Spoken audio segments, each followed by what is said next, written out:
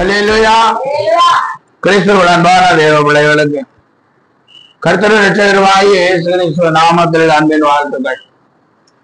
இந்த நாளிலும் நாம் யோவான் எழுதின சுவிசேஷம் 14ஆம் அதிகாரம் 18ஆம் வசனத்தை நாம் வாசிக்கலாம். யோவான் எழுதின சுவிசேஷம், நான் உங்களை திக்கற்றவர்களாய்விடேன், உங்களிடத்தில் வருவேன். ஆண்டவராய் இயேசு கிறிஸ்து சொல்லுகிறார், நான் உங்களை திக்கற்றவர்களாய் விடேன், உங்களிடத்தில் வருவேன் என்று. நாம் ஒவ்வொருடைய வாழ்க்கையிலும் சில நேரங்களிலே நமக்கு உதவி செய்ய ஒருவரும் இல்லை, அதனால திக்கற்றவர்களாய் இருக்கிறோம் என்று நினைப்பது. பாருங்க, சில நேரங்களிலே சில குருவிகள் நீங்க மரத்திலே இருந்து அப்படியே தன்னுடைய குரலை எழுப்பிக் கொண்டே இருக்கும். ஒவ்வொரு மரமாய் சென்று இருந்து அது குரலை எழுப்பிக் கொண்டே இருக்கும். ஏனென்றிருந்தால் அதற்கு துணையாக ஆதரவாய் இருந்த அந்த குருவியை காணாததனால் அது ஒவ்வொரு மரமாய் சென்று என்ன செய்கிறது, தன்னுடைய குரலை கொடுத்து தேடுகிறது. ஆனால் ஆண்டவராய் இயேசு கிறிஸ்து நமக்கு சொல்லுகிறது என்னவென்றால், உங்களை திக்கற்றவர்களாய் விடேன், உங்களிடம். இயேசு கிறிஸ்துவினுடைய பிள்ளைகளை ஆண்டவர் ஒருபோதும் திக்கற்றவர்களாய் என்ன செய்வதில்லை, விடுவதில்லை. பாருங்க, சங்கீதம் 77ஆம் சங்கீதம் 7ஆம் வசனத்தை வாசிக்கும் போது, ஆண்டவர் நித்திய காலமாக தள்ளி விடுவாரோ, இனி ஒருபோதும் தயை செய்யாதிருப்பாரோ. இன்னும் சங்கீதக்காரன் சொல்லுகிறார், ஆண்டவர் நித்திய காலமாய் தள்ளி விடுவாரோ, இனி ஒருபோதும் தயை செய்யாதிருப்பாரோ. அடுத்த வசனம், அவருடைய கிருபை முற்றிலும் அற்று போயிற்றோம், வாக்குத்தத்தமானது தலைமுறை தலைமுறையாய் ஒளிந்து போயிற்றோம். தேவன் இரக்கம் செய்ய மறந்தாரோ, கோபத்தினாலே தமது ஒடுக்கமான இரக்கங்களை அடைத்து கொண்டாரோ என்று. அல்லேலூயா. இங்கே சங்கீதத்திலே சொல்லுவதை பார்க்கும்போது தேவன் இரக்கம் செய்ய மறந்தாரோ. இப்போ தேவன் நமக்கு இரக்கம் செய்யலைன்னா, இல்ல உதவி செய்யலைன்னா நம்ம என்ன சொல்லுவோம், எனக்கு உதவி செய்ய ஒருவரும் இல்லை என்று சொல்லுவோம். நான் தனித்து எத்தனை காலம் கஷ்டப்பட்டு கொண்டிருக்கிறேன் என்று சொல்லுவோம். அல்லேலூயா. அதனாலதான் ஆண்டவர் சொல்லுகிறார், உங்களை திக்கற்றவர்களாய் விடேன், உங்களிடம் தருவாரு. ஆண்டவராகிய இயேசு கிறிஸ்துவினுடைய பிள்ளைகள் ஒருபோதும் நாம் உதவி செய்ய ஒருவரும் இல்லை என்று ஒருபோதும் நினைக்க வேண்டாம். அல்லேலூயா. பாருங்க, சங்கீதம் 10ஆம் அதிகாரம் 13-14 வசனங்களை நாம் வாசிக்கும் போது, சங்கீதம், துன்மார்க்கன் தேவனை அசட்டை பண்ணி நீ கேட்டு விசாரிப்பதில்லை என்று தன் இதயத்தில் சொல்லிக் கொள்வானேன். அதை பார்த்து இருக்கிறீரே, உத்திரவத்தையும் குரோதத்தையும் கவனித்திருக்கிறீரே, நீர் பதிலளிப்பீர். ஏழையானவன் தன்னை உமக்கு ஒப்புவிக்கிறான், திக்கற்ற பிள்ளைகளுக்கு சகாயம் நீரே. அல்லேலூயா. யாரு நான் திக்கற்றவனாய் இருக்கிறேன், எனக்கு உதவி செய்ய ஒருவரும் இல்லை என்று யார் நினைத்து கொண்டிருக்கிறார்களோ, இயேசு கிறிஸ்துவின் பிள்ளைகள் யார் அப்படி நினைத்து கொண்டிருக்கிறார்களோ, அவர்களுக்கு வேதம் சொல்லுகிறது, என்ன சொல்லுகிறது, திக்கற்ற பிள்ளைகளுக்கு சகாயம் நீரே. அல்லேலூயா.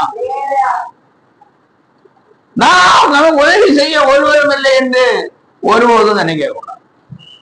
அப்படி நாம் நினைக்கிறோம் என்று சொன்னால் இயேசுவின் மேல் நாம் நம்பிக்கையற்றவர்களாய் இருக்கிறோம் என்ற அர்த்தம், ஜெபிக்காதவர்களாய் இருக்கிறோம் என்ற அர்த்தம், துதிக்காதவர்களாய் இருக்கிறோம் என்ற அர்த்தம். அல்லேலூயா. ஆவியோடு உண்மையோட தேவனை ஆராதிக்காதவர்களாயிருக்கிறோம் என்றார். ஹல்லேலூயா. இதெல்லாம் செய்கிற பிள்ளைகள் ஒருபோதும் சொல்ல மாட்டான். அவர் தயவுள்ள தேவன். அவர் ஒருபோதும் இரக்கம் செய்ய மறக்க மாட்டார். ஹல்லேலூயா. நமக்கு உதவி செய்வார். சூழ்நிலைகள் சில நேரங்களிலே கஷ்டமா இருக்கிறது. அரசாங்கத்தின் செயல்பாடுகள் கூட ஒரு டைம்ல நமக்கு வேதனை அளிக்கிறதா இருக்கிறது. அல்லேலூயா. நாம் கூட இயேசு கொடுக்கும் நித்திய ஜீவன் என்ற பத்திரிகையை 17 வருஷமாய் நடத்தி கொண்டிருந்தோம். இப்பொழுது சில சட்ட திட்டங்களை புதிதாக செய்ய வேண்டும் என்று சொல்லுகிறார்கள். இவைகளை நீங்கள் செய்தால் தான் நீங்கள் என்ன செய்யலாம், பத்திரிகை நடத்தலாம் என்று சொல்லுகிறார்கள். நாம் ஒவ்வொரு வருடமும் நாம் ஆடிட்டிங் பண்ண வேண்டும் அப்படி என்று சொல்லுகிறார். அவர்கள் பெரிய பிரபுக்களை, பெரிய பணக்காரர்கள் செய்கிற காரியத்தை நாம் தேவ ஜனங்களுக்கு இயேசுவை அறிவிக்கிற அந்த சேவையை பெரிதாக நினைக்கிறார். அதனால் அந்த பெரிதாக அவர்கள் நினைக்கிறபடியினால் நாம் அதை சில நேரங்களில் பெரிதாக செய்ய முடியாமல் போகிறோம். அல்லேலூயா. அப்ப இந்த நேரத்திலே நமக்கு ஆண்டவர் நம்மை கைவிட்டாரோ, நமக்கு இரக்கம் செய்ய மறந்தாரோ என்று ஊழியக்காரன் கூட நினைக்கிறதுக்கு தோணும். ஆனால் தேவன் நல்லவர். ஒரு வழி அடையும் போது 7 வாசலை திறக்கிற தேவன். நாம் பொறுமையாய் காத்திருக்க. ஒருவேளை பத்திரிகை மூலம் இயேசுவை சொல்ல நமக்கு தடை விதித்தார். இப்படி யூடியூப் மூலம் நாம் ஆண்டவருடைய செய்திகளை என்ன செய்ய முடிகிறது, சொல்ல முடியும். இன்னும் கொஞ்சம் அதிகமாய் சொல்ல வேண்டும், இன்னும் கொஞ்சம் வைராக்கியமாய் சொல்ல வேண்டும். அல்லேலூயா. அந்த சத்தத்தை கேட்கிறதற்கு யாருக்கு விருப்பம் இருக்கிறதோ அவர்கள் தேவனுடைய பிள்ளைகளாய் மாறி தேவனுடைய ராஜ்யத்தை சுதந்திரித்துக் கொள்வார்கள். அல்லேலூயா. பாருங்க, எபிரேயர் நிருபம் 13ஆம் அதிகாரம் 6ஆம் வசனத்தை நாம் வாசிக்கும் போது, அதனாலே நாம் தைரியம் கொண்டு கர்த்தர் எனக்கு சகாயர், நான் பயப்படேன், மனுஷன் நமக்கு என்ன செய்வான் என்று. அதனாலே நாம் தைரியம் கொண்டு கர்த்தர் எனக்கு சகாயர், நான் பயப்படேன், மனுஷன் எனக்கு என்ன செய்வான் என்று சொல்லலாமே. ஹல்லேலூயா. மனுஷன் என்ன செய்வான்? அவனால் முடிந்ததை செய்வான். ஹல்லேலூயா. என்ன இயேசு ஒரு இடத்துல சொல்லும் போது, நம்முடைய சரீரத்தை அழிக்க வல்லவர்களுக்கு நாம் என்ன செய்யக்கூடாது, பயப்படக்கூடாது. நமக்கு நித்திய வாழ்வை தருகிறவரை குறித்துதான் நாம் என்ன செய்யணும், பயப்பட. அதனால போராட்டமான சூழ்நிலைகள் தேவ பிள்ளைகளுக்கும் வரும், தேவ ஊழியர்களுக்கும் வரும். அதனால ஆண்டவர் சொல்லுகிறார், உங்களை நான் திக்கற்றவர்களாகவில்லை, நான் உங்களிடத்தில் வருவேன் என்று சொல்லுகிறார். பாருங்க, 2 கொரிந்தியர் நிருபம் 1ஆம் அதிகாரம் 24ஆம் வசனம், கடைசி வசனம். ஆகிலும் நாங்கள் உங்கள் விசுவாசத்திற்கு அதிகாரிகளாயிராமல் உங்கள் சந்தோஷத்திற்கு சகாயராயிருக்கிறோம். விசுவாசத்தினாலே நிலைநிற்கிறீர்களே.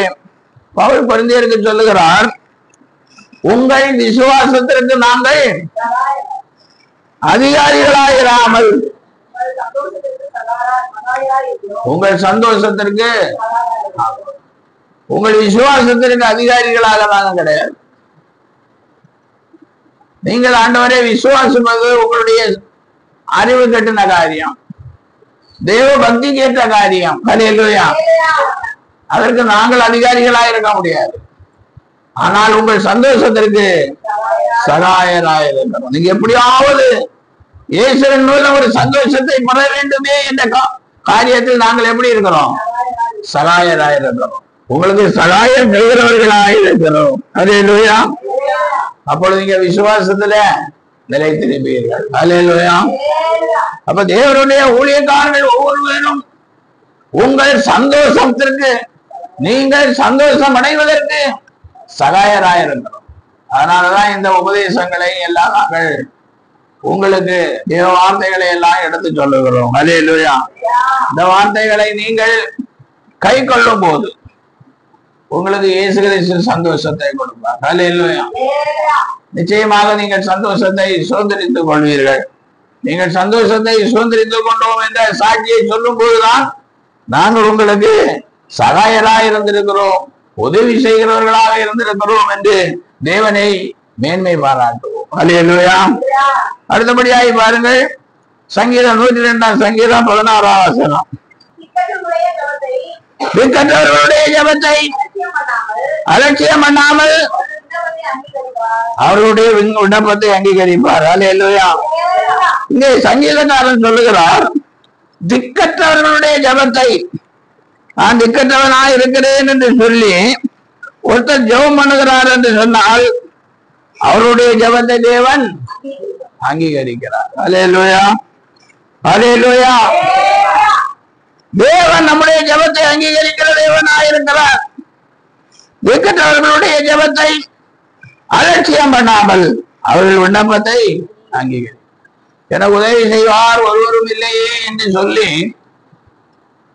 நீங்கள் ஜெபிக்கிறவர்களாய் இருந்தால் உங்கள் ஜெபத்தை தேவன் என்ன செய்கிறார்?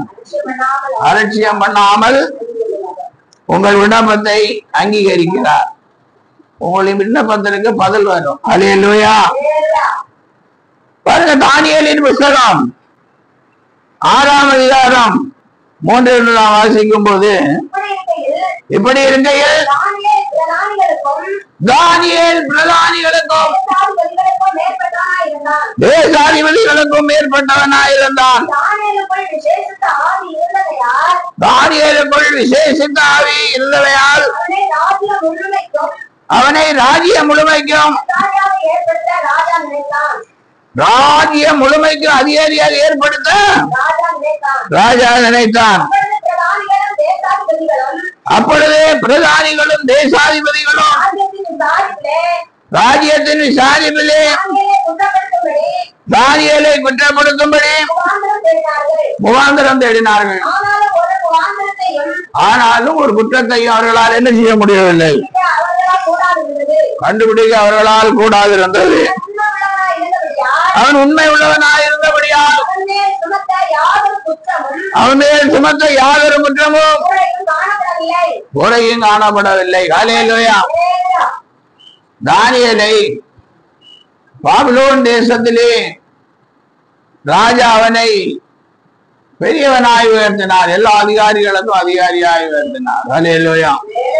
அதனால கீழே இருந்த அதிகாரிகளுக்கெல்லாம் இவன் மேல் ஏதாவது ஒரு குற்றம் என்ன செய்ய வேண்டும், கண்டுபிடிக்கணும். அதை ராஜா கிட்ட சொன்னா ராஜா அந்த பதவியில இருந்து அவனை என்ன செய்வார், இறக்கி விடுவார் என்று நினைத்து ஏதோ காரியங்களை கண்டுபிடிக்கிறார்கள். தொடர்ந்து நாம் பார்க்கும்போது தானியேல் ஜெபிக்கிறதிலே குற்றம் கண்டுபிடித்தார்கள். அல்லேலூயா. அங்கே ராஜாவுக்கு தெரியாமலே ராஜாவை கொண்டு ஒரு சட்டத்தை உருவாக்கினார்கள். அல்லேலூயா. அது என்னன்னா, ராஜாவை தவிர வேற யாரையும் என்ன செய்யக்கூடாது,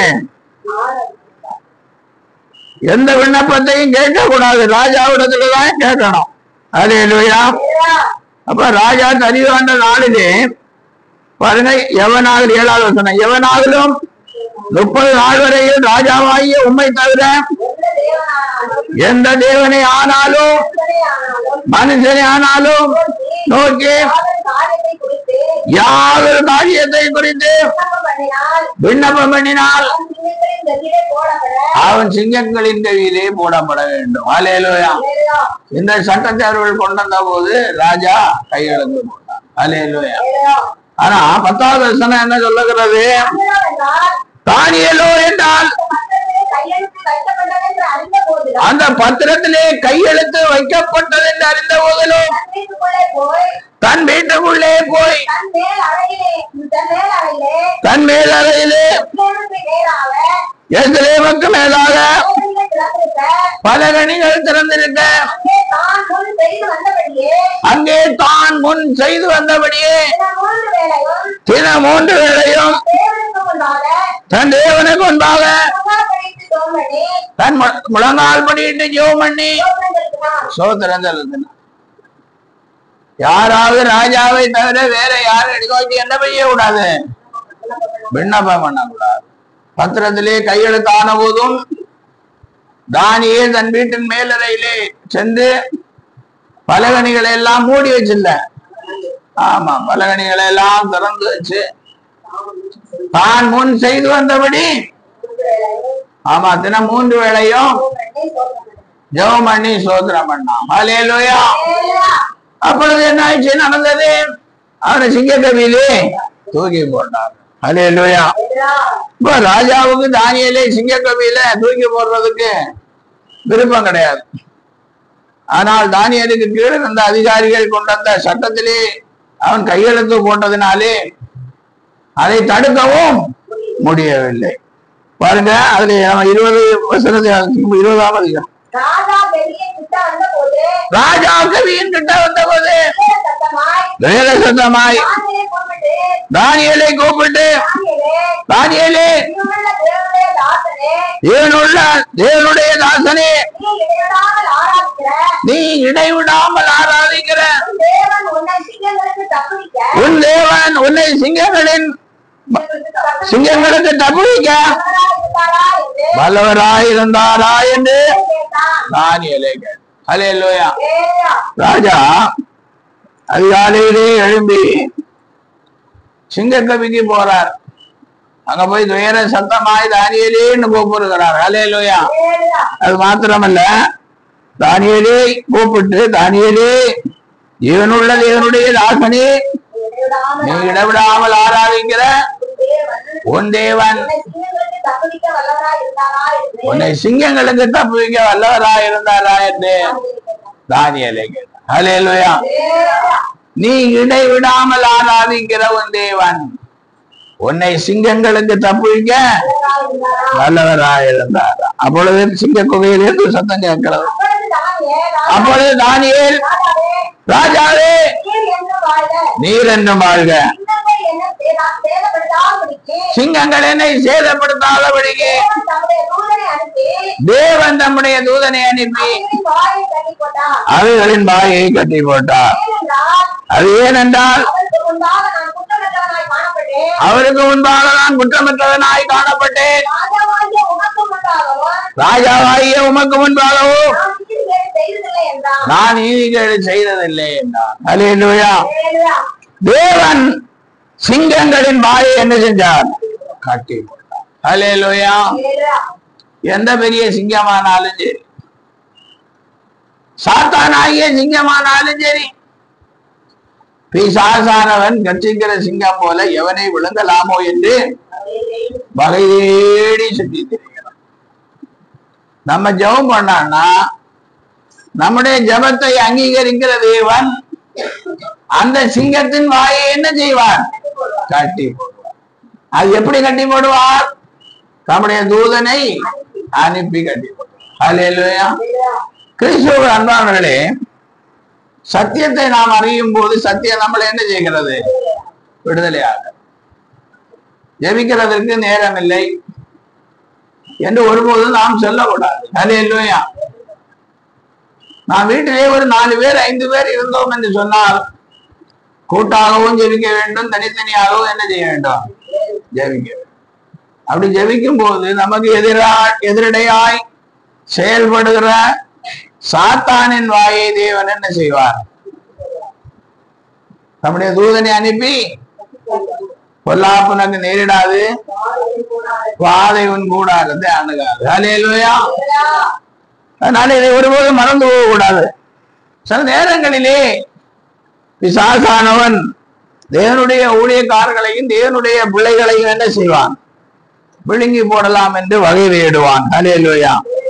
அப்போஸ்தலர்கள் 16ஆம் அதிகாரம் 23ஆம் வசனத்தை நாம் வாசிக்கும் போது, அவர்களை அநேக அடி அடித்த பின்பு சிறைச்சாலையிலே வைத்து அவர்களை பத்திரமாய் காக்கும்படி சிறைச்சாலைக்காரனை கட்டளையிட்டார். அவர்களை என்ன செஞ்சாங்க? ஆண்டவருடைய ஊழியத்தை செய்த பவுலையும் சீலாவையும் அநேக அடிகள் அடித்தார்கள். அல்லேலூயா. கொஞ்சம் எல்லாம் அடி கிடையாது, அநேக அடிகள் அடித்தார்கள். பாருங்க, 24ஆம் வசனத்துக்கு நான் வாசிக்கும் போது, அவன் இப்படிப்பட்ட கட்டளையை பெற்று அவர்களை ஒரு காவல் அறையிலே அடைத்து அவர்கள் கால்களை தொழுமரத்திலே மாட்டி வைத்தார். நடுராத்திரியிலே பவுலும் சீலாவும் ஜெபம் பண்ணி தேவனை துதித்து பாடினார்கள். காவலில் வைக்கப்பட்டவர்களும் அதை கேட்டுக் கொண்டிருந்தார்கள்.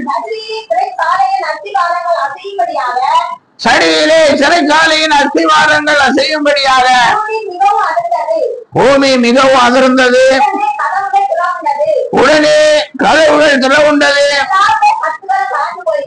ஆமா, எல்லாருடைய கட்டுகளும் அகன்று போயிட்டு, அல்லேலூயா, பாடினவருடைய கட்டுகளும் அகன்று போயிட்டு, பாட்டை கேட்டுக்கொண்டிருந்தவங்களுடைய கட்டுகளும் அகன்று போய், அல்லேலூயா. அப்ப நம்ம வீட்டுல நம்ம பாடுறது, ஜெபிக்கிறது நமக்கு மட்டும் தெரிகிறது மாதிரி இருக்க கூடாது. அல்லேலூயா. நம்முடைய சத்தத்தை கேட்கிறவருடைய கட்டுகளும் கலந்து போகும், நம்முடைய கட்டுகளும் கலந்து போகும். அல்லேலூயா. அதனால சோத்திரம் பண்றது பக்கத்துல இருக்கிறவங்களுக்கும் தெரியாது, சொல்றவங்களுக்கும் நாம் சோத்திரம் பண்ணோமான்னு தெரியாது. அல்லேலூயா. அப்படியெல்லாம் நீங்க சோத்திரம் பண்றதுனால உங்களுக்கு ஒரு பிரயோஜனம் கிடையாது. பவுலும் சீலாவும் பாடி என்ன செஞ்சாங்க? துதித்த போது அதை சிறைச்சாலையில் இருந்து எல்லாரும் கேட்டுக் கொண்டிருந்தார்கள். அல்லேலூயா. அப்பொழுது என்ன நடந்தது? அவருடைய கட்டுகள் திறவுண்டது, எல்லாருடைய கட்டுகளும் திறவுண்டது. அல்லேலூயா. சிறைச்சாலை காரணத்தில் இருந்து சிறைச்சாலைகளின் கதவுகள் திறக்கிறதை கண்டு கட்டுண்டவர்கள் ஓடி போனார்கள் என்று எண்ணி பட்டயத்தை உருவி தன்னை கொலை செய்து கொள்ள போனார். அல்லேலூயா. இது நடுராத்திரி தான் நடக்குது. நடுராத்திரி ஆனதுனால சிறைச்சாலைக்காரன் கொஞ்சம் அசந்து தூங்கினாங்க. அல்லேலூயா. திடீரென்று அவன் கண்ணு முழிச்சு பார்த்தா என்ன நடக்குது?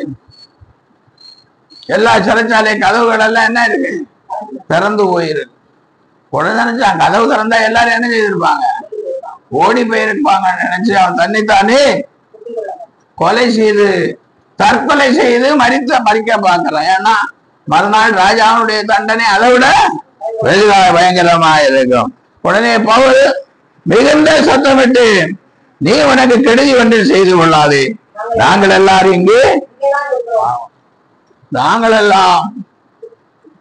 இங்கேதான் இருக்கிறோம். தேவனுடைய மகிமையை, தேவனுடைய வல்லமையை உணர்ந்தவர்களாய் இங்கே இருக்கிறோம். அல்லேலூயா. அப்போ நாம் பாடி துதிக்கும் போது நம்முடைய கட்டுகளும் அகன்றுவோம், அதை கேட்கிறவருடைய கட்டுகளும் அகன்றுவோம். அல்லேலூயா. அப்ப நமக்கு சந்தோஷம் தான் உண்டாகும். அல்லேலூயா. அப்ப நம்ம எங்கும் ஓடி போக மாட்டோம், அங்கேதான் இருக்கும். அல்லேலூயா. அப்போ அடுத்தபடியாய் பார்க்கும் போது அந்த சிறைச்சாலைக்காரன் அவனுக்கு உதவி செய்ததெல்லாம் நம்ம இப்ப வேண்டாம், பார்க்க வேண்டாம். அல்லேலூயா. அதனால கிறிஸ்துவுக்குள் அன்பானவர்களே, நாம் திக்கற்றவருடைய ஜெபத்தை தேவன் ஒருபோதும் அலட்சியம் பண்ணாமல். அதனால ஒருவேளை நாம் திக்கற்றவர்களா இல்லையோ, நீங்கள் ஜெபித்தீர்கள் என்றால் உங்களுக்கு நன்மையை ஆண்டவர் கட்டளையிடுவார். அல்லேலூயா. அப்போஸ்தலர் 12ஆம் அதிகாரம் 2ஆம் வசனத்திலிருந்து நாம் வாசிக்கும் போது, யோவானுடைய சகோதரனாகிய யாக்கோபை பட்டயத்தினாலே கொலை செய்தான். அது யூதருக்கு பிரியமாய் இருக்கிறது என்று அவன் கண்டு பேதுருவையும் பிடிக்க தொடர்ந்தான். அப்பொழுது புளிப்பில்லாத அப்ப பண்டிகை நாட்களாய் இருந்தது. அவனை பிடித்து சிறைச்சாலையிலே வைத்து பஸ்கா பண்டிகைக்கு பின்பு ஜனங்களுக்கு முன்பாக அவனை கொண்டு வரலாம் என்று எண்ணி அவனை காக்கும்படி வகுப்புக்கு 4 போர் சேவகராக ஏற்படுத்திய 4 வகுப்புகளின் வசமாக ஒப்புவித்தான். அப்பொழுது பேதுரு சிறைச்சாலையிலே காக்கப்பட்டிருக்கையில் சபையார் அவனுக்காக தேவனை நோக்கி ஊக்கத்தோடு ஜெபம் பண்ணினார்கள். அல்லேலூயா. ஒருத்தர் கஷ்டப்படுறாருன்னா, ஒருத்தர் கட்டுகளிலே இருக்கிறார் என்றால், இல்ல ஒருத்தர் கடன் தொல்லையிலே இருக்கிறார் என்றால், ஒருத்தர் வியாதிப்பட்டவராய் இருக்கிறார் என்றால் சபையார் என்ன செய்யணும்? ஊக்கமாக ஜெபம். இது நடக்குமா? அல்லேலூயா. சபையார் ஊக்கமாக ஜெபித்ததினால் சிறைச்சாலையிலே இருந்த பேதுருவை வெளியே கொண்டு வருவதற்கு தேவன் நமது தூதனுக்கு கட்டளையிடுகிறார். அல்லேலூயா. நாமும் சபையாராகிய நாமும் ஊக்கமாய் ஜெபிக்கும் போது எந்த பெரிய கட்டை ஆனாலும் கர்த்தர் என்ன செய்வார்? அவிட்டு போறோம். பாருங்க, 6வது வசனம் 6வது வசனம். வெளியே கொண்டு வரும்படி குறித்திருந்த நாளுக்கு முந்தின நாள் ராத்திரியிலே பேதுரு 2 சங்கிலிகளினாலே கட்டப்பட்டு 2 சேவர் நடுவே நித்திரை பண்ணி கொண்டிருந்தான். காவல்காரரும் கதவுக்கு முன்னே இருந்து சிறைச்சாலையை காத்து கொண்டிருந்தார்கள். அப்பொழுது கர்த்தருடைய தூதன் அங்கே வந்து நின்றான். அல்லேலூயா. ஏன் வந்து நின்றான் கர்த்தருடைய தூதன்? சபையார் ஊக்கமாக ஜெபம் பண்ணதுனால கர்த்தர் நமது தூதனை இங்க அனுப்பி வைக்கிறார். அல்லேலூயா. அவன் வந்து என்ன பண்றான்? அறையிலே வெளிச்சம் பிரகாசித்தது. அவன் பேதுருவை விழாவிலே தட்டி சீக்கிரமாக எழுந்திரு என்று அவனை எழுப்பினான். உடனே சங்கிலிகள் அவன் கையிலிருந்து விழுந்தது. தூதன் அவனை நோக்கி உன் அறையை கட்டி உன் பாதரட்சைகளை தொடுத்துக் கொள் என்றான். அவன் அந்தபடியே செய்தான். தூதன் பின்னும் அவனை நோக்கி உன் வஸ்திரத்தை போட்டுக் கொண்டு என் பின்னே வா என்றான். அந்தபடியே அவன் புறப்பட்டவனுக்கு பின் சென்று தூதனத்தால் செய்யப்பட்டது மெய்யென்று அறியாமல் ஆமா ஒரு ராக்கால சொப்பனம் காண்கிறதாக நினைக்கிறான், ஒரு தரிசனம் காண்கிறதாக நினைக்கிறான். அல்லேலூயா. அவர்கள் முதலாம் காவலையும் 2ஆம் காவலையும் கடந்து நகரத்துக்கு போகிற இருப்பு கலவண்டையிலே வந்தபோது அது தானாய் அவர்களுக்கு திறவுண்டது. அதன் வழியாய் அவர்கள் புறப்பட்டு ஒரு வீதி நெடுக நடந்து போனார்கள். உடனே தூதன் அவனை விட்டு போய்விட்டான். அதுக்கப்புறம் தான் பேதுருக்கு தெளிவு வருகிறது. அல்லேலூயா. தெளிவு வந்த போது ஏரோதின் கைக்கும் யூத ஜனங்களின் எண்ணத்துக்கும் என்னை விடுதலை ஆக்கும்படி கர்த்தர் தூதனை அனுப்பினார் என்று இப்பொழுது மெய்யாய் அறிந்திருக்கிறேன் என்றார். அல்லேலூயா. இங்க பேதுரு ஜெபம் பண்ணார் என்று சொல்லப்படல. அல்லேலூயா. பேதுருக்காக சபையார் என்ன செஞ்சாங்க?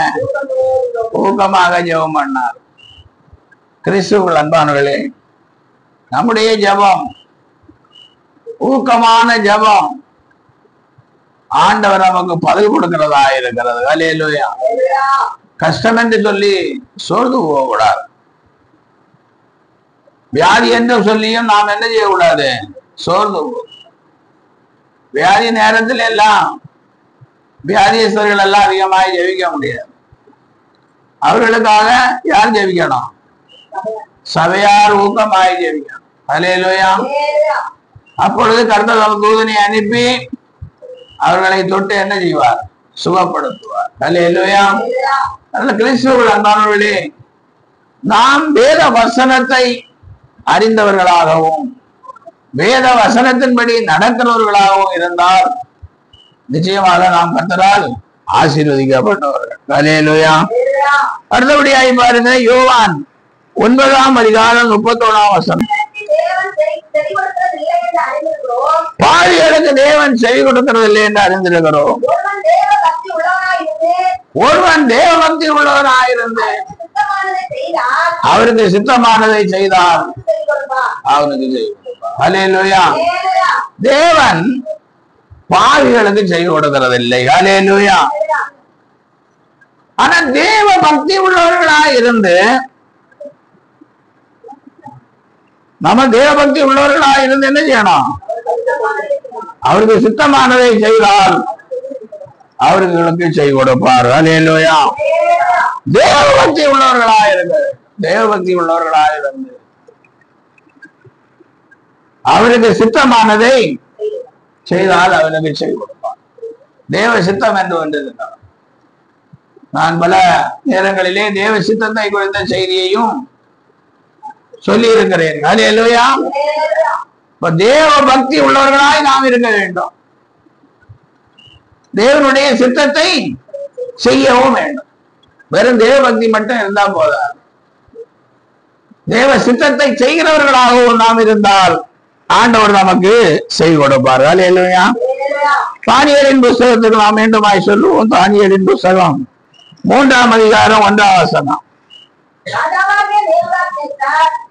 ராஜாவாகிய நேபுகாத்நேச்சர் 60 முழ உயரமும் 6 முழ அகலவுமான ஒரு பொற்சிலையை பண்ணிவித்து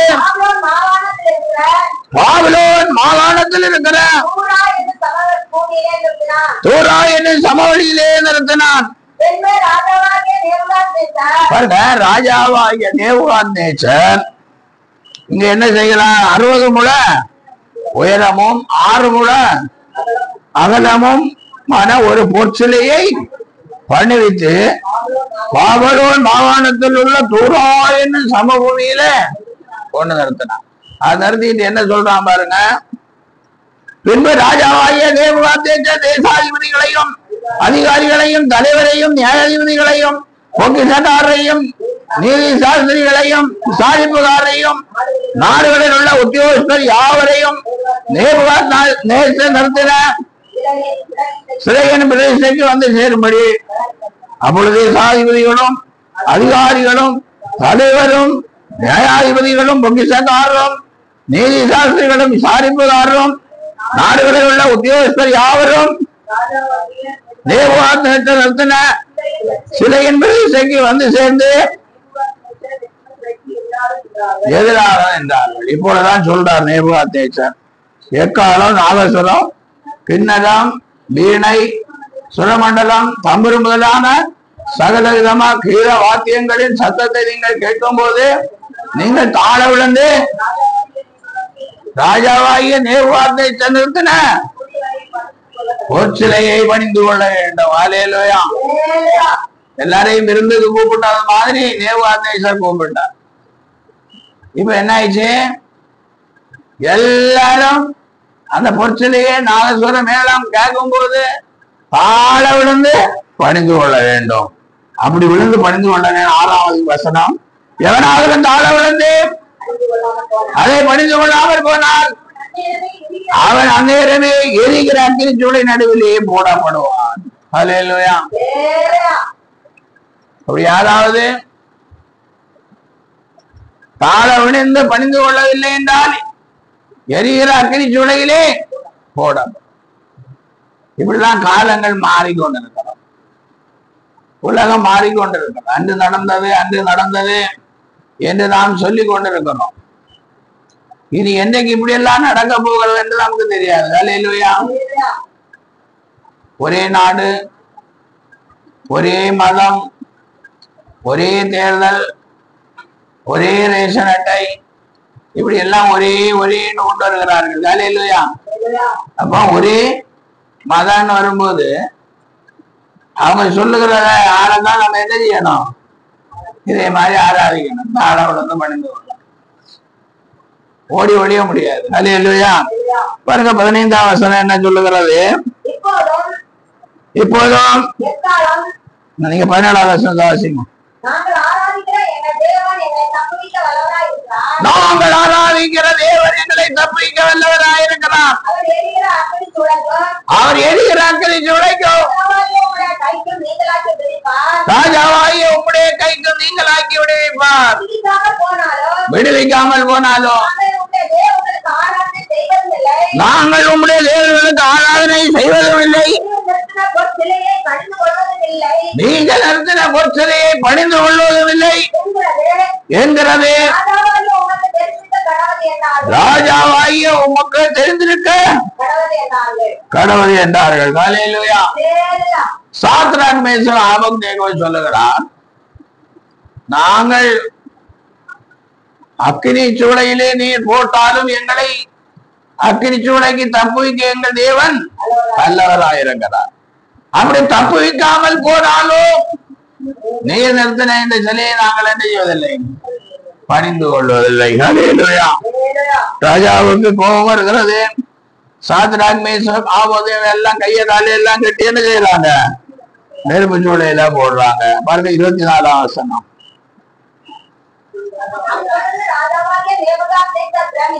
அப்பொழுது ராஜாவாகிய நேபுகாத்நேச்சர் பிரமித்து தீவிரமாக எழுந்திருந்து தன் மந்திரிமார்களை நோக்கி, மூன்று புருஷர்களை அல்லவா கட்டுண்டவர்களாக அக்கினியிலே போடுவித்தோம் என்றான். அவர்கள் ராஜாவுக்கு பிரதியுத்தரமாக ஆம் ராஜாவே என்றார்கள். அதற்கு அவன், இதோ 4 பேர் விடுதலையாய் அக்கினியின் நடுவிலே உலாவுறதை காண்கிறேன், அவர்களுக்கு ஒரு சேதமும் இல்லை. 4ஆம் ஆளின் சாயல் தேவபுத்திரனுக்கு ஒப்பாயிருக்கிறது என்றான். ஹல்லேலூயா.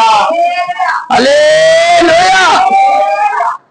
சாத்ராக் மேஷாக் ஆபேத்நேகோ நேபுகாத்நேச்சர் பொற்சிலையை பணிந்து கொள்ள மாட்டேன் என்று சொன்ன போது அவர்களை நெருப்பிலே அக்கினி சூளையிலே பிடித்துக் கொள்கிறார். ஆனால் நடக்கிற சம்பவத்தை நேபுகாத்நேச்சர் பார்க்கிறார். 3 பேர்களை அல்லவா நாம நெருப்பு சூளையிலே தூக்கி போட்டோம், இப்ப 4 பேர் விடுதலையாய் உலாவுகிறார்கள். 4ஆம் மனிதனின் சாயல் தேவபுத்திரனுக்கு ஒப்பாயிருக்கிறது, தேவகுமாரனுக்கு ஒப்பாயிருக்கிறது. அந்த நாளிலும் கூட நம்முடைய தேவபக்தியை வெளிப்படுத்தின சாத்ராக் மேஷாக் ஆபேத்நேகோவை விடுதலை பண்ண அவர் தூதனை அனுப்பல்ல, அவரே வந்திருக்கிறார். ஹல்லேலூயா. இயேசு தானே அபிஷேக தெய்வம், என்னும் ஜீவிக்கிறான் தெய்வம். இயேசு தானே அபிஷேக தெய்வம்.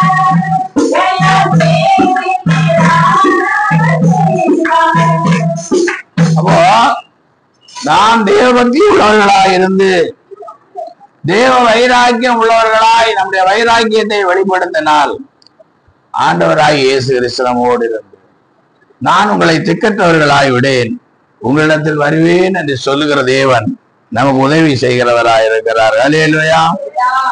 அடுத்தபடியாய் பார்க்கும் போது லூக்கா எழுதின சுவிசேஷம் 6ஆம் அதிகாரம் 38ஆம் வசனம். கொடுங்கள் அப்பொழுது உங்களுக்கு கொடுக்கப்படும், அமிக்கி குலுக்கி சரிந்து விடும்படி நன்றாய் அளந்து உங்கள் மடியிலே போடுவார்கள். நீங்கள் எந்த அளவினால் அளக்கிறீர்களோ அந்த அளவினால் உங்களுக்கு அளக்கப்படும் என்றார். ஹல்லேலூயா. இயேசு கிறிஸ்து நம்முடைய ஜனங்களுக்கு பசியா இருந்தவர்களுக்கு ஆகாரம் கொடுத்தார், வியாதியா இருந்தவர்களை சுகப்படுத்தினார், இன்னும் எத்தனையோ அற்புதங்களை ஆண்டவர் செய்தார். ஹல்லேலூயா. அப்போ அற்புதங்களை செய்த தேவன் நம்முடைய ஜனங்களுக்கு சொல்லுகிறார், கொடுங்கள், அப்பொழுது உங்களுக்கு கொடுக்கப்படும். அமைக்கு குலுக்கி சரிந்து விடும்படி நன்றாய் அளந்து. ஆமா, நம்ம ஆண்டவருக்கு என்று கொடுக்கும் போது நல்லா அமுக்கி குலுக்கி சரிந்து விடும்படி நம்முடைய மடியிலே தேவன் அளந்து போடுவார். ஹல்லேலூயா. அதிகமாய் அளந்து போடுவார். நீங்கள் எந்த அளவிலே அளந்துறீர்களோ அந்த அளவினால் உங்களுக்கு. ஆமா, நீங்க கஷ்டப்பட்டு வேதனைப்பட்டு கொடுக்கணுமா கொடுக்க வேண்டாமா, இந்த காணிக்கையை கொடுக்கலைன்னா அதை செய்யலாமே இதை செய்யலாமே அப்படின்னு நினைச்சு நீங்க கொடுத்தீங்கன்னா அவரும் அப்படியே நினைச்சுதான் உங்களுக்கு கொடுப்பாரு. ஹல்லேலூயா. அப்படிதானே வேதம் சொல்லுது. நீங்க எந்த அளவினால் அளக்கிறீர்களோ அந்த அளவினால் உங்களுக்கு அளக்கப்படும். ஹல்லேலூயா. பாருங்க, நீதிமொழிகள் 3ஆம் அதிகாரம் 9-10 வசனம். உன் பொருளாலும் உன் விளைவின் எல்லா முதற் பலனாலும் கர்த்தரை கனம் பண்ணு, அப்பொழுது உன் களஞ்சியங்கள் பூரணமாய் நிரம்பும், உன் ஆலைகளில் திராட்சரசம் புரண்டோடும். இப்போ இந்த வேதம் ஆண்டவர் சொல்லுகிறார், உன் பொருளாலும் உன் எல்லா விளைவின் முதற் பலனாலும் கர்த்தரை கனம் பண்ணு, அப்பொழுது உன் களஞ்சியங்கள் பூரணமாய் நிரம்பும், உன் ஆலைகளில் ஆசீர்வாதத்துக்கு வழி. நம்முடைய விளைவின் முதற் பலன்களால் கர்த்தரை என்ன செய்யணும்? நம்முடைய எல்லா பொருளாலும் கர்த்தரை என்ன செய்யணும்? கனம் பண்ணணும். அதான் அங்க சொல்லார், கொடுங்கள் நம்மளது உங்களுக்கு கொடுக்காமல். நம்முடைய கஷ்டத்தை நாம் பார்க்காமல் ஆண்டவருடைய வார்த்தைகளுக்கு நாம் கீழ்ப்படிந்து கொடுப்போமானால் நிச்சயமாக ஆண்டவர் நமக்கு அற்புதங்களை செய்வார். ஹல்லேலூயா. அவர் நமக்கு கொடுக்கிற தேவன் தான். பாருங்க, 1 நாளாகமம் 29ஆம் அதிகாரத்திலே நான் வாசிக்கும் போது 12ஆம் வசனத்திலே வாசிங்க. 1 நாளாகமம் 29ஆம் அதிகாரம்.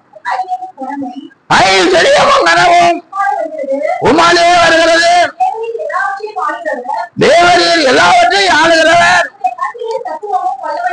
உம்முடைய கருத்திலே சத்துவம் வல்லமையும் உண்டு, எவரையும் மேன்மைப்படுத்தவும் பலப்படுத்தவும் உம்முடைய கருத்தினாலாகும்.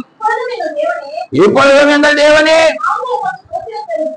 நாங்கள் உமக்கு ஸ்தோத்திரம் செலுத்தி உமது மகிமை உள்ள நாமத்தை துதிக்கிறோம்.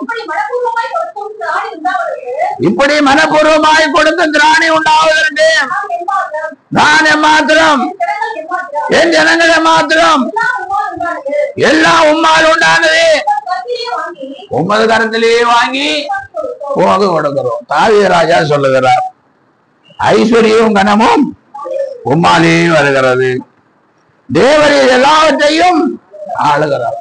ஐஸ்வர்யத்தையும் கனத்தையும் எல்லாவற்றையும் தேவன் ஆளுகிறவராக இருக்கிறார். உம்முடைய கரத்திலே சத்துவமும் வல்லமையும் உண்டு. ஆமா, எவரை மேன்மைப்படுத்தவும் பலப்படுத்தவும் உடைய கரத்தினாலே ஆகும். ஹல்லேலூயா. நான் ஒன்றுமில்லாதவனாயிருக்கிறேன், திக்கற்றவனாயிருக்கிறேன் அப்படின்னு நீ ஜெபம் பண்ணுகிற நீயாக இருந்தாலும் உன்னை மேன்மைப்படுத்த தேவனால் முடியும். ஹல்லேலூயா. உன்னை மேன்மைப்படுத்தவும் பலப்படுத்தவும் ஆண்டவருடைய கருத்தினாலே ஆகும்.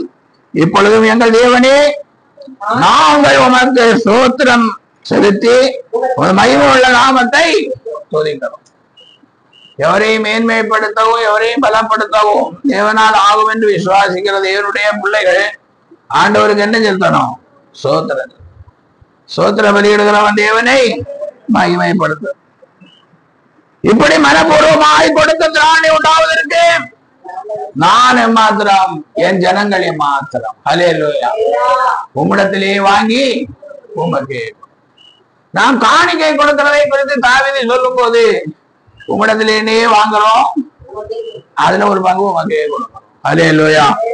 அப்போ நாம் உழைச்சாலும் சரி, நாம் கஷ்டப்பட்டு சம்பாதிச்சாலும் சரி, அது கர்த்தர் நமக்கு கொடுக்கிறது என்று நாம் இருக்கிறோம். ஹல்லேலூயா. அது கர்த்தர் நமக்கு கொடுக்கிறார். அதான் உபாகமத்திலே நான் வாசிக்கும் போது வாகமத்திலே என்ன சொல்லப்பட்டிருக்கிறது? என் கையின் பலமும் என் சாமர்த்தியம் என்று நம்ம என்ன செய்யக்கூடாது, சொல்லக்கூடாது. அல்லேலூயா. அப்படி சொல்லியாச்சுன்னா நமக்கு நாம் அந்த ஆசீர்வாதத்தை ஆண்டவர் நம்மிடத்தில் இருந்து என்ன செய்வார், எடுத்து போடுவார். அல்லேலூயா. அதனால நாம் தேவனுடைய பிள்ளைகளாக இருக்கிறோம். தேவன் நமக்கு கொடுத்தார் என்று எப்பொழுது என்ன செய்ய வேண்டும், சொல்லணும். எப்பொழுதும் தேவன் நமக்கு கொடுத்தார் என்று நாம் சொன்னால் கர்த்தரால் ஆசீர்வதிக்கப்பட்டவர்களாயிருப்போம். அல்லேலூயா, அல்லேலூயா. கர்த்தர் நமக்கு இதை கொடுத்தார் என்று நாம் விசுவாசிக்க வேண்டும். ஆட்களுக்கு ஆணையிட்டு கொடுத்த தேவன் இப்படியான ஆசீர்வாதத்தை நமக்கு கொடுத்திருக்கிறார் என்று நாம் நினைக்க வேண்டும் என்று கர்த்தர் சொல்லுகிறார். அல்லேலூயா. அதனால் தேவனுடைய பிள்ளைகளே, இன்னும் பாருங்க, மல்கியாவின் புத்தகம் 3ஆம் அதிகாரத்தை நான் வாசிக்கும் போது 8ஆம் வசனத்தில் என்ன வாசிங்க பார்க்கலாம். மனுஷன் தேவனை வஞ்சிக்கலாமா? நீங்களோ என்னை வஞ்சிக்கிறீர்கள். எதிலே உண்மை வஞ்சித்தோம் என்கிறீர்கள்? தசமபாகத்திலும் காணிக்கைகளிலும் தானே நீங்கள் சபிக்கப்பட்டவர்கள். எனத்தாராகிய எல்லாரும் நீங்கள் என்னை வஞ்சித்தீர்கள். என் ஆலயத்தில் ஆகாரம் உண்டாயிருக்கும்படி தசமபாகங்களை எல்லாம் பண்டசாலையிலே கொண்டு வாருங்கள். அப்பொழுது நான் பாரத்தின் பலகணிகளை திறந்து இடங்கொள்ளாமல் போக மாட்டோம். உங்கள் மேல் ஆசீர்வாதத்தை வர்ஷிக்க மாட்டேனோ என்று, அதனால் என்னை சோதித்து பாருங்கள் என்று சேனைகளின் கர்த்தர் சொல்லுகிறார். அல்லேலூயா. ஆண்டவருக்கு நம்ம காணிக்கை கொடுக்கணும். எப்படி காணிக்கை கொடுக்கணும்? என் ஆலயத்தில் ஆகாரம் உண்டாயிருக்கும்படி தசமபாகங்களை எல்லாம் பண்டசாலையிலே கொண்டு வரணும். அப்பொழுதுதான் வானத்தின் பலகணிகளை திறந்து இடம் கொள்ளாமல் போக மட்டும் உங்கள் மேல் ஆசீர்வாதத்தை வர்ஷிக்க மாட்டேனோ என்று சோதித்து பார்க்கணும். தசமபாகத்தை ஆண்டவருக்கு என்று கொடுத்து சோதிக்கணுமா? வானத்தின் பலகணிகளை திறந்து ஆசீர்வதிக்கிறாரா என்று சோதித்து பார்க்க வேண்டும். அல்லேலூயா. அதனாலதான் ஆண்டவர் சொல்றார், கொடுங்கள் அப்பொழுது உங்களுக்கு நீங்கள் எந்த அளவினால் அளக்கிறீர்களோ அளக்கப்படும். அல்லேலூயா. இது கர்த்தருடைய வேதம் சொல்லுகிறது. இது ஒரு மனுஷனாகவோ ஒரு ஊழியக்காரனாகவோ நான் சொல்லுகிறது அல்ல. அல்லேலூயா. கர்த்தருடைய வேதம் இப்படியாய் சொல்லுகிறது. கர்த்தர் சொல்லுகிறார். அப்ப கர்த்தர் சொல்லுகிற இந்த வார்த்தைகளின்படி நான் நடந்தோம் என்று சொன்னால் நிச்சயமாக கர்த்தருடைய வாழ்க்கையிலே அமுக்கி குலுக்கி சரிந்து விடும்படி நிச்சயமாக அளப்பார். அல்லேலூயா. ஏன்னா ஐஸ்வர்யம் கனமும் ஆண்டவராலே தான் ஐஸ்வர்யம். ஒருவேளை நாம் நினைக்கலாம், நம்முடைய தேவனுடைய பிள்ளைகளை விட மற்றவர்கள் ஆசீர்வாதமாக இருக்கிறார்கள். மற்றவருடைய ஆசீர்வாதம் எப்படி எப்படியோ சம்பாதிக்கிறார்கள். அல்லேலூயா. பொய் சொல்லியோ ஏமாத்தியோ அவர்களுக்கு தெய்வ பயம் இல்லாதபடி சம்பாதிக்கிறார்கள். அதை நாம் ஒருபோதும் பார்க்க கூடாது. நான் நமது ஆண்டவரை தான் பார்க்க வேண்டும். அல்லேலூயா. வேதத்தில் இருக்கிற வார்த்தைகளை சொல்லி ஆண்டவரை நாம் பார்க்க வேண்டும். அல்லேலூயா. இல்லை என்றால் நாம் ஆசீர்வாதத்தை அப்படி வெளியே பார்த்தோம் என்ன, நாம் ஆசீர்வாதத்தை சுதந்திரித்து கொள்ளலாம். எல்லாத்துக்கும் நம்ம ஆண்டவரை நோக்கி பார்க்கிறோம். அதான் சங்கீதம் 34 சங்கீதத்திலே சொல்லப்பட்டது. அவர்கள் அவரை நோக்கி பார்த்து பிரகாசம் அடைந்தார்கள், அவர்கள் முகங்கள் வெட்கப்பட்டு போகவில்லை. நம்ம ஏசப்பாவை தான் நம்ம என்ன செய்யணும், நோக்கி பார்க்கணும். வேற யாரையும் நோக்கி பார்க்க கூடாது. நம் 102ஆம் சங்கீதத்திலே நான் வாசிக்கும் போது அங்க என்ன சொல்லப்பட்டிருக்கிறது? கர்த்தாவே என் விண்ணப்பத்தை கேளும், உமது கூப்பிடுதல்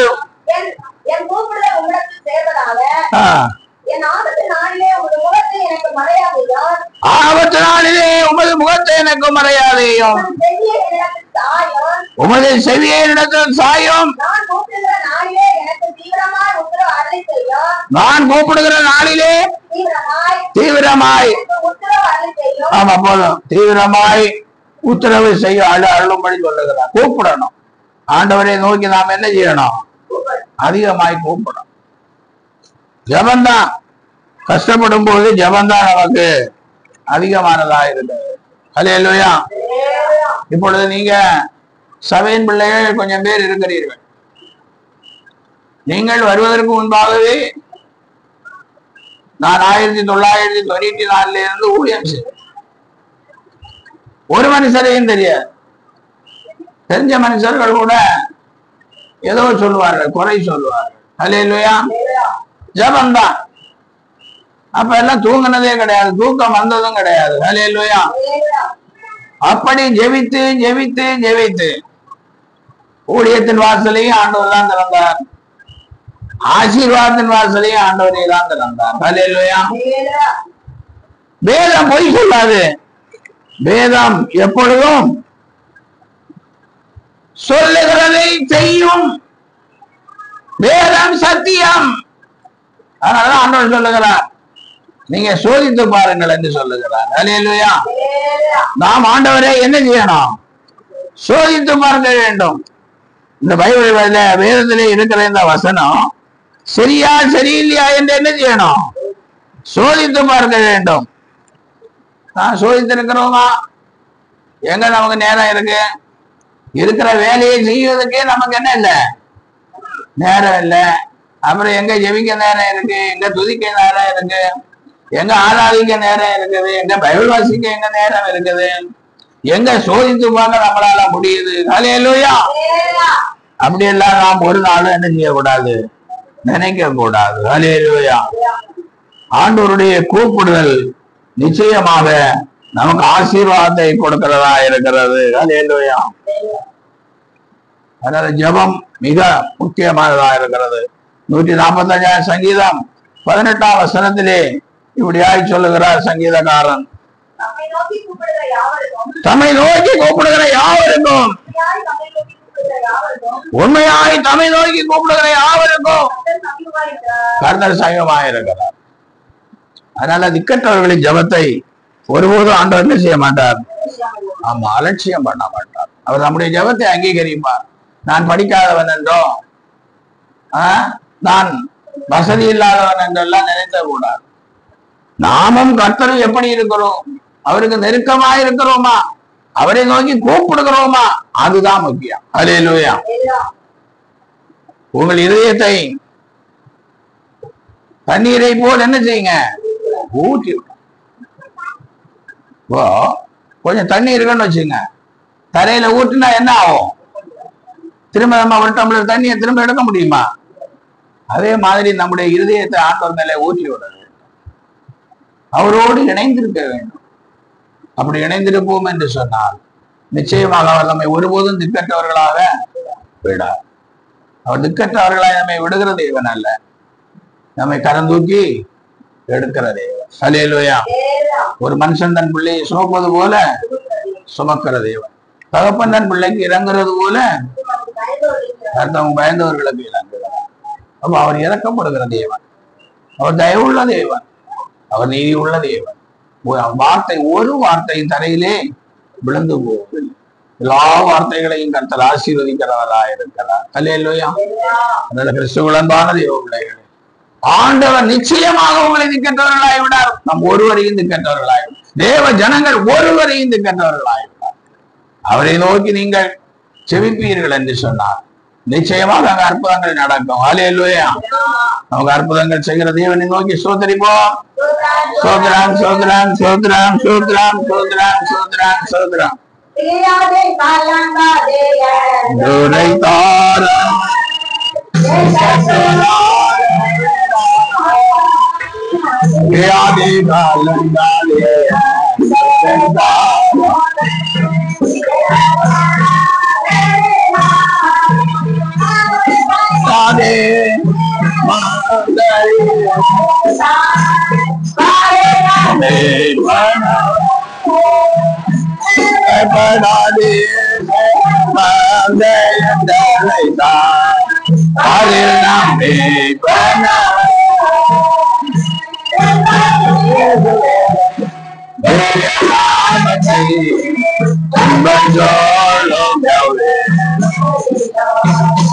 நன்றியோடு நாம் பாடி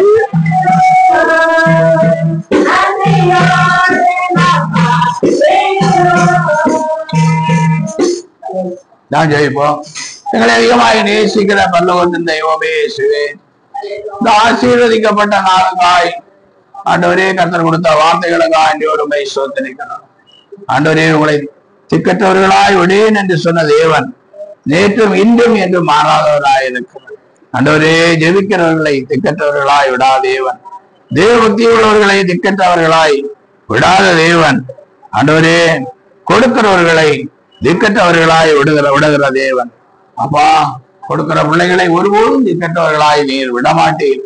எவ்வளவு பேர் ஆண்டவருக்கு என்று கொடுத்து ஆவி ஆத்தும சரீரத்தை கொடுத்து தங்கள் கையின் பிரயாசங்களை கொடுத்த ஒரு பிள்ளைகளையும் கர்த்தர் கைவிடவே இல்லை. நம்மையும் தேவன் கைவிடவே மாட்டார். ஆண்டவரே, நிச்சயமாகவே இந்த வார்த்தையின்படி பிள்ளைகளுக்கு நான் துணையாயிருக்கிறேன், நான் உன் கரத்தை பிடித்திருக்கிறேன், ஒரு மனுஷன் நன் பிள்ளையை சுமப்பது போல நான் உங்களை சுமக்கிறேன், தகப்பன் தன் பிள்ளைக்கு இறங்குறது போல உங்களுக்கு இறங்குகிறேன் என்று வாக்கு கொடுத்த தேவன் எங்கள் ஒவ்வொருவரோடும் கூட இருந்து எங்களை ஆசீர்வதிக்கிறபடியால் ஸ்தோத்திரம், எங்களை உயர்த்துகிறபடியால் ஸ்தோத்திரம். ஆண்டவரே, நாங்கள் இருக்கிற இடங்களிலே எங்களை சாட்சிகளாய் கட்ட நிறுத்த போகிற ஆண்டவரே நல்ல ஆண்டவரே ஆசீர்வாதங்களுக்காய் ஸ்தோத்திரம் ஸ்தோத்திரம். வார்த்தையை கேட்ட பிள்ளைகளை கண்ட ஆசீர்வதிப்பீராக. நல்ல சுகம் நல்ல ஆரோக்கியத்தை தருவீராக. போராடுகிற சத்துரு வெட்கப்பட்டு போகும்படி தேவ வல்லமை விளங்குவதாக. ஆண்டவரே, இந்த வார்த்தையின் மூலம் பிள்ளைகள் தன்னுடைய ஆசீர்வாதத்தை பெற்ற சாட்சிகளாய் இருக்கிறார்கள். அப்பத்தை தண்ணீரை பிள்ளைகளை ஆசீர்வாதமாக்கினார், கையின் பிரயாசங்களை ஆசீர்வாதமாக்கினார். அதங்கத்திலே சமாதானம் சுகமும் நிலைத்திருக்கும்படி செய்கிறார். இயேசு நாமத்தில் ஆசீர்வதித்து ஜெபிக்கிறேன் நல்ல பிதாவே. ஆத்துமாவே கர்த்தரை ஸ்தோத்திரி, ஆத்துமாவே கர்த்தரை ஸ்தோத்திரி, சலோபானங்களையும் மறவாதே, அருணக்கரங்களை எல்லாம் மன்னித்து நோய்களை எல்லாம் குணமாக்கி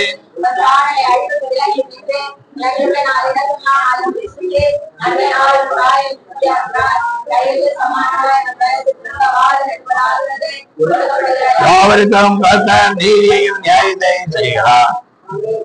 நம்முடைய கர்த்தராகிய இயேசுவினுடைய கிருபையும் பிதாவாகிய தேவனுடைய அன்பும் பரிசுத்த ஆவியானுடைய ஐக்கியம் நடத்தலும் அபிஷேகமும் ஆசீர்வாதம் வார்த்தையை கேட்ட பிள்ளைகளோடு சகல பரிசுத்தான்களோடும் நித்திய ஜீவன் ஊழியத்தோடும் என்றென்றைக்குமாயிருப்பதாக.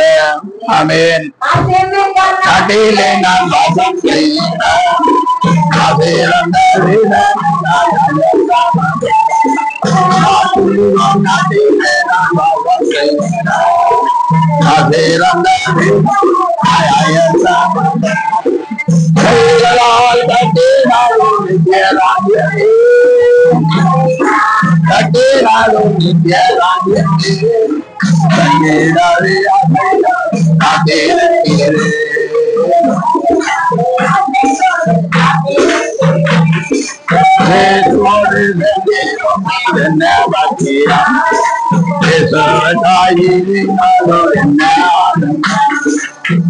Hallelujah.